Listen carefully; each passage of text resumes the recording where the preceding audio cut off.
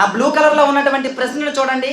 విద్యా సాంకేతికత అనగా సాంకేతిక జ్ఞానాన్ని దీనిలో వినియోగించడము. విద్యా సాంకేతికత అనగా సాంకేతిక జ్ఞానాన్ని దీనిలో వినియోగించడము. ఆప్షన్ 1 జీవితంలో వినియోగించడము, క్రీడలో వినియోగించడము, బోధన అభ్యసనలో వినియోగించడము, వ్యాపారంలో వినియోగించడము. సాంకేతిక జ్ఞానాన్ని దేనిలో వినియోగిస్తే అది విద్యా సాంకేతికత అవుతుంది. ఆప్షన్ చెప్పండి, ఆప్షన్ చెప్పండి. ఆప్షన్ 3, ఆప్షన్ 3 ఏంటంటే బోధన మరియు అభ్యాసన. బోధన మరియు అభ్యాసములో సాంకేతిక జ్ఞానాన్ని వినియోగిస్తే విద్యా సాంకేతికత అవుతుంది. అందరూ చెప్పారు కరెక్టే. ఇక్కడ ఇంకొక వెర్షన్ ఉంది. Excellent sir, excellent. ఎవరు చెప్పారు? అది సూపర్. సాంకేతిక జ్ఞానాన్ని జీవితంలో ఉపయోగిస్తే, సాంకేతిక జ్ఞానాన్ని జీవితంలో ఉపయోగిస్తే దాన్ని ఏమన్నామంటే సాంకేతికత, టెక్నాలజీ సాంకేతికత అన్నాము. అయితే ఇక్కడ సాంకేతిక జ్ఞానం బదులు విజ్ఞానం అని వస్తుంది. విజ్ఞానాన్ని జీవితంలో వినియోగిస్తే దాన్ని ఏమంటామంటే టెక్నాలజీ అంటాము.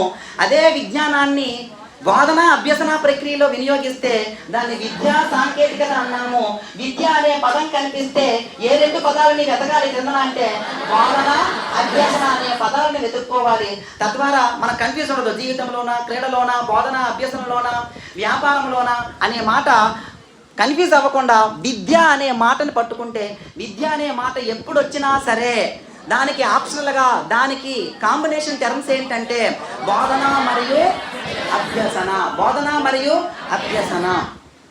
అలానే సాంకేతిక జ్ఞానాన్ని బోధన మరియు అభ్యసనలో వినియోగించడాన్ని, సాంకేతిక జ్ఞానాన్ని బోధన మరియు అభ్యసన ప్రక్రియలలో వినియోగించడాన్ని ఏమని పిలుస్తాము?